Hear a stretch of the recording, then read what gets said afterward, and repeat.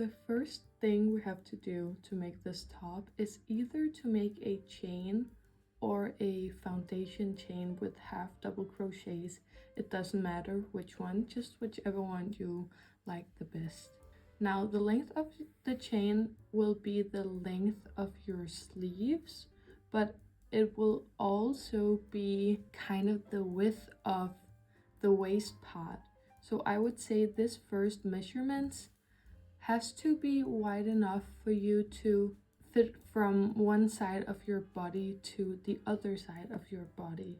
Yeah, I will show this better when I've made it, but just keep that in mind that it will be the length of your sleeve, but it will also have to fit half around your body, so from one side to the other.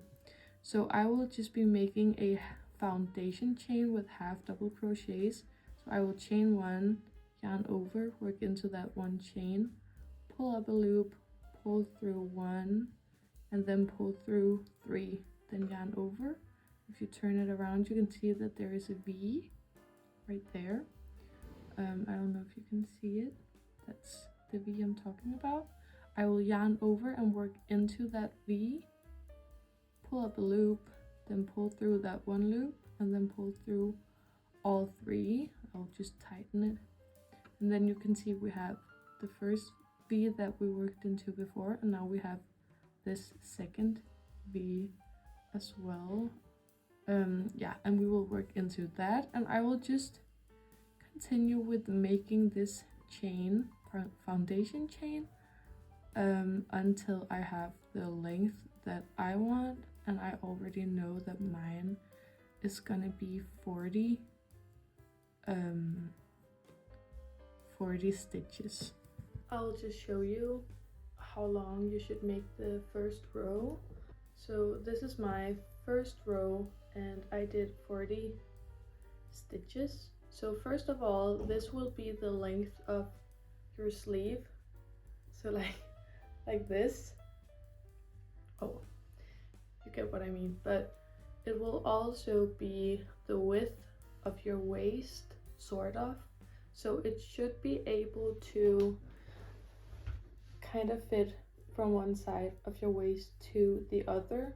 I will just explain to you how it works. I've already made one of my panels so I can show you. So this is my first panel, and this is the starting row, the first row that we've already just made. So it will be like this. It will be the length of the sleeve, but the way this top works is that it will be twisted like this and then it will lay like this.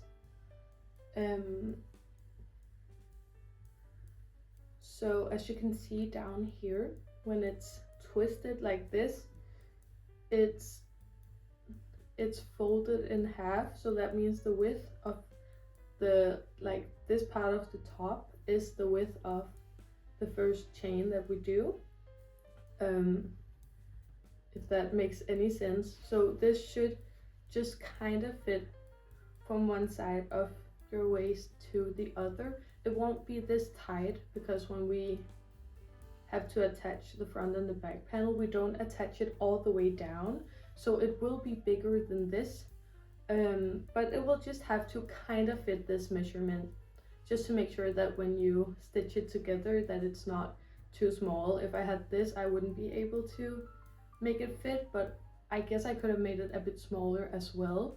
So it's just important to keep that in mind, that it has to more or less fit from one side of your waist to the other. Okay, so as I just said, I finished my starting chain or my foundation chain, and I ended up doing 40 stitches.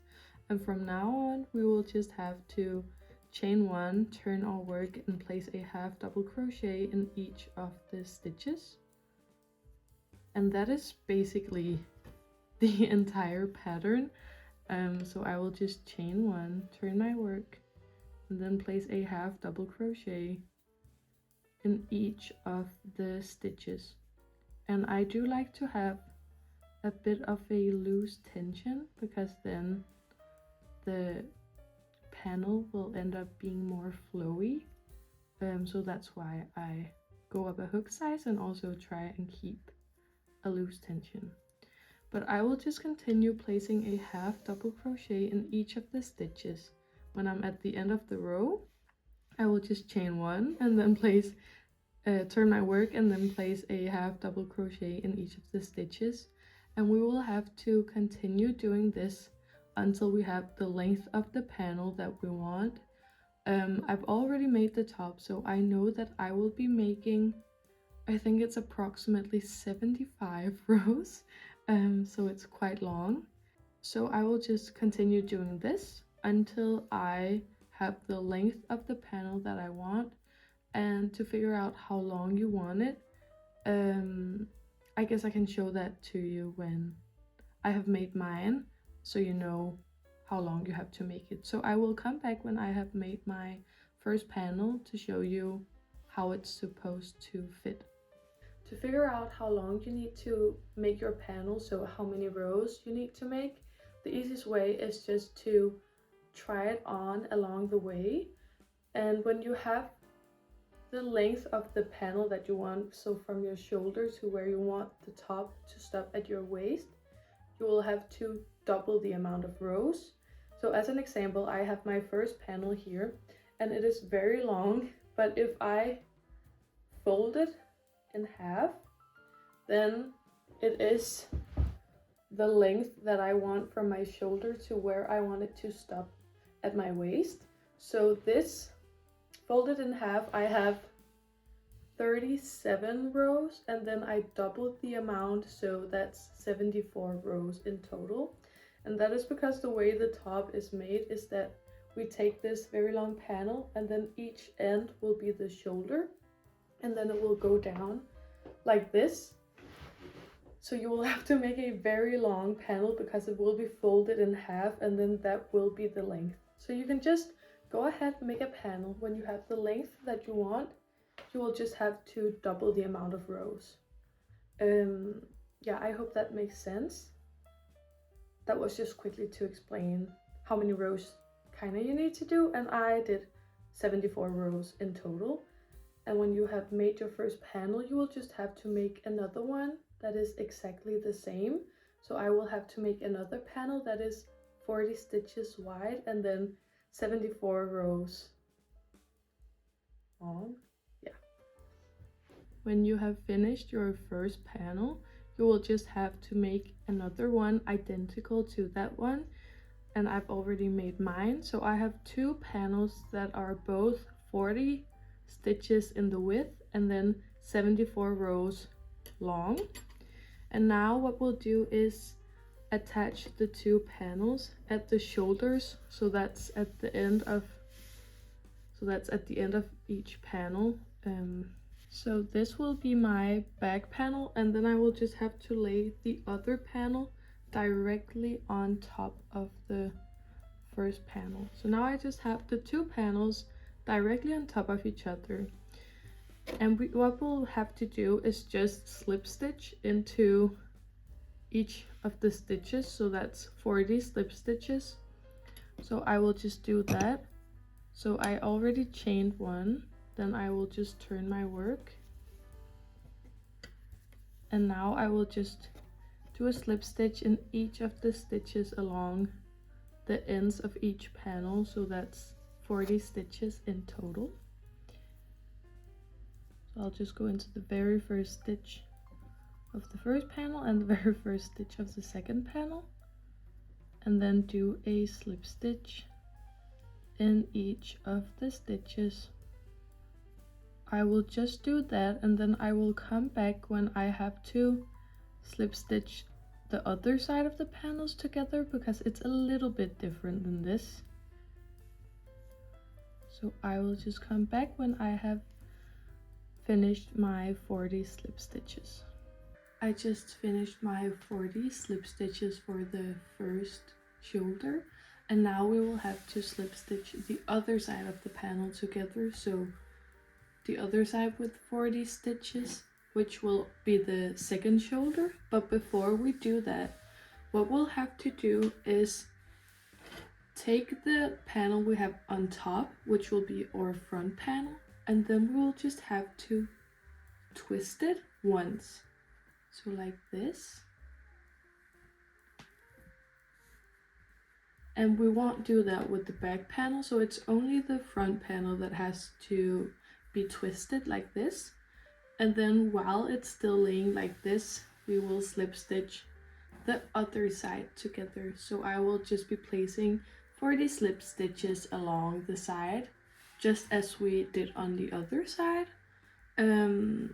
Yeah, and I will do that, and then I will come back and show you what to do from there. I just finished attaching both sides of my panels. So this is what it's looking like so far. This is the top, or the front panel that we twisted, and then the back panel that is just completely straight.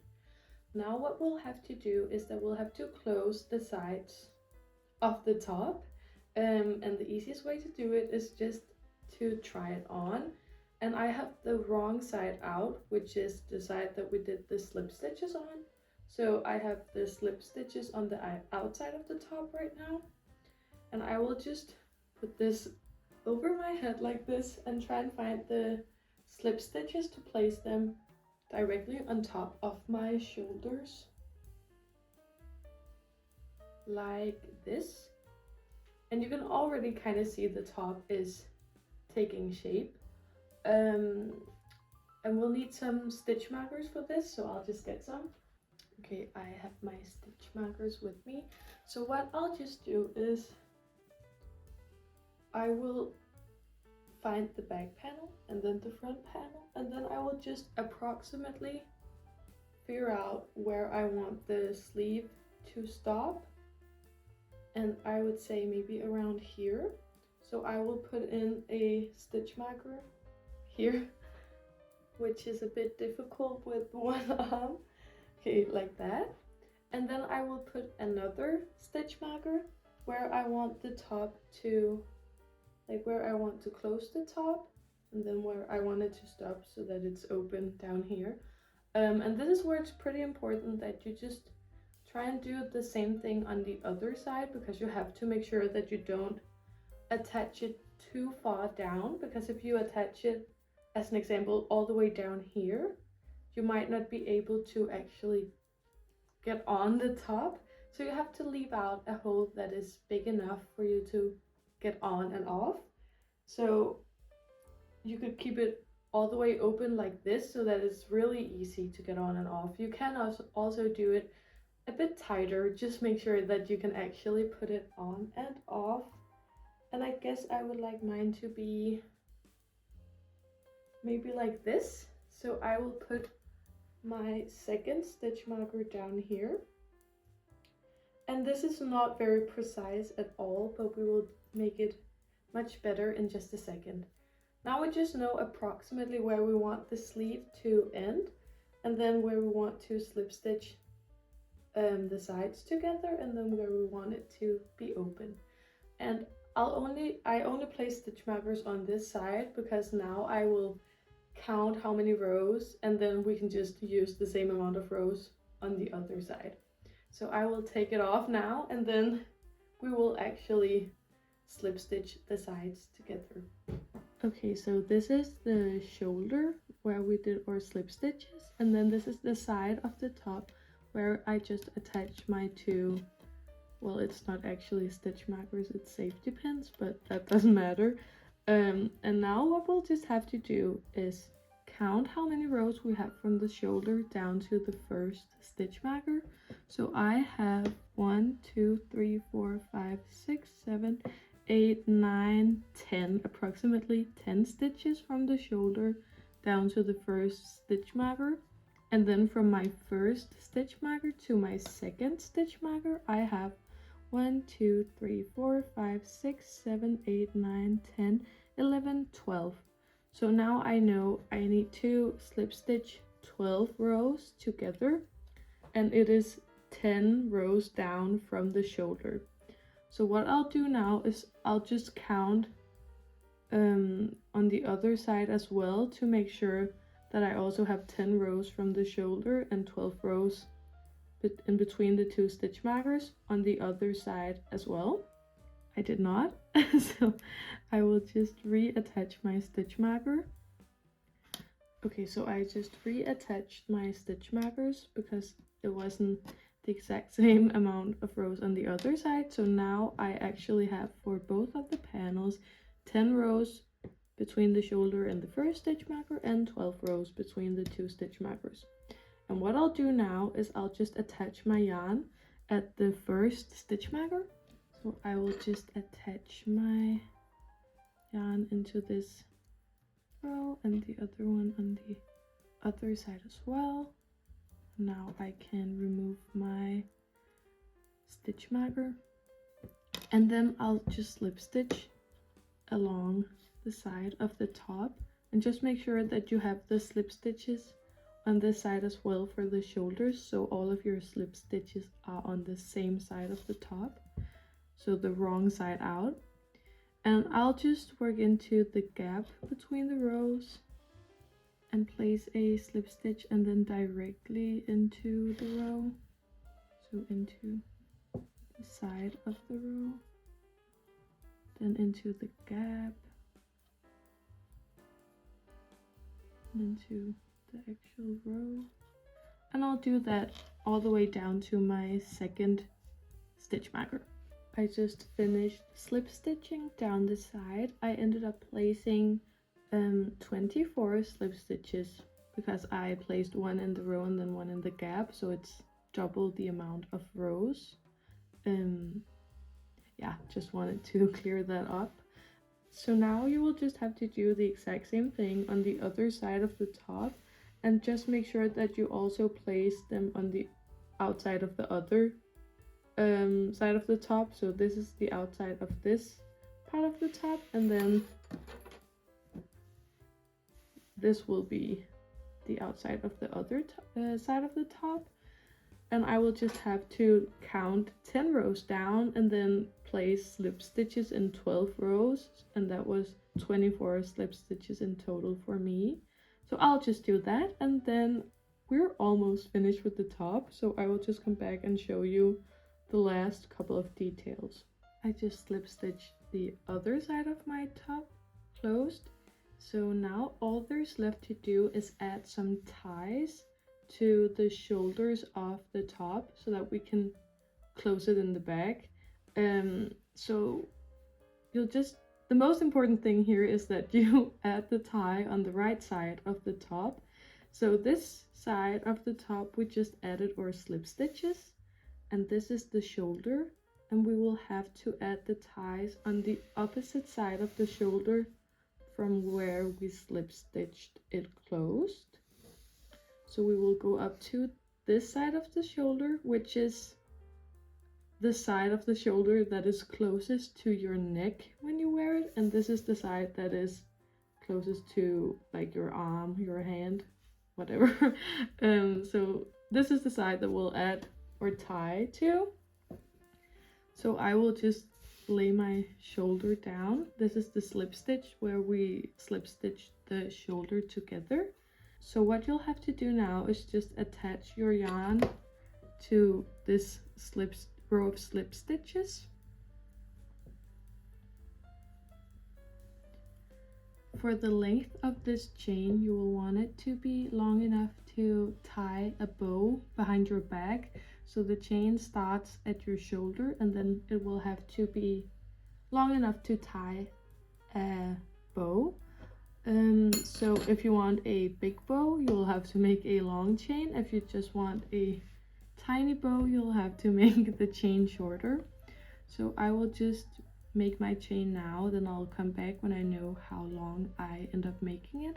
I did 60 chains, and now I will just place a slip stitch in each of the chains. So I'll just chain one as a turning chain, and then I will slip stitch. And now I'll just place a slip stitch in each of the chains until I am back at the start of the chain. I just did my 60 slip stitches in the chain, and now I will just finish off this tie by slip stitching into this row that we also started the chain in, and finishing off like that.